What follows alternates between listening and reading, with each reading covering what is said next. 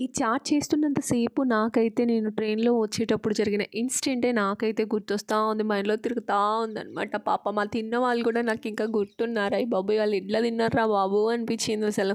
ఇంతకీ ఏమైందక్క అసలు అని అంటారా?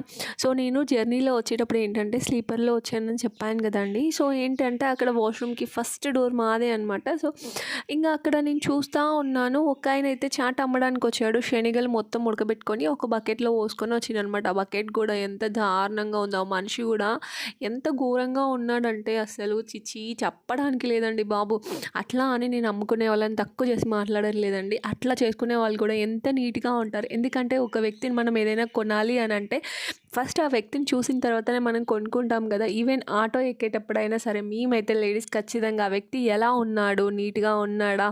అసలు అంటే తనని చూడగానే మనం తన డ్రెస్సింగ్ స్టైల్ ఎలా ఉంది అసలు అనేది చూసి మరి నేనైతే అట్లాగే ఎక్కుతానండి.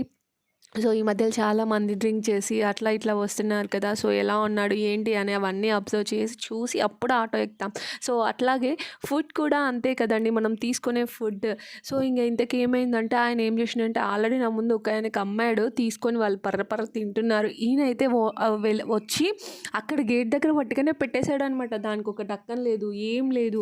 సో, అక్కడ పడేసి వాష్‌రూమ్‌కి పోయి ఒక 10 నిమిషాలైతే పోయి వచ్చిన తర్వాత ఏం చేసాడంటే వాళ్ళు నార్త్ సైడ్ ఎక్కువ ఏంటంటే గుట్కా అవి ఇవి తింటా ఉంటారు కదా! సో, ఆయన ఏం చేసాడంటే నా కళ్ళ ముందే ఆ గుట్కా చేతిలో తినేసి పరపర చేతిలో ఇట్లా అనుకోని తినేసి తర్వాత హ్యాండ్ వాష్ కూడా చేసుకోలేదండి బాబు. అదే చేత్తో మళ్ళీ టమాటోస్ కట్ చేస్తున్నాడు. దాన్ని మిక్స్ చేస్తున్నాడు.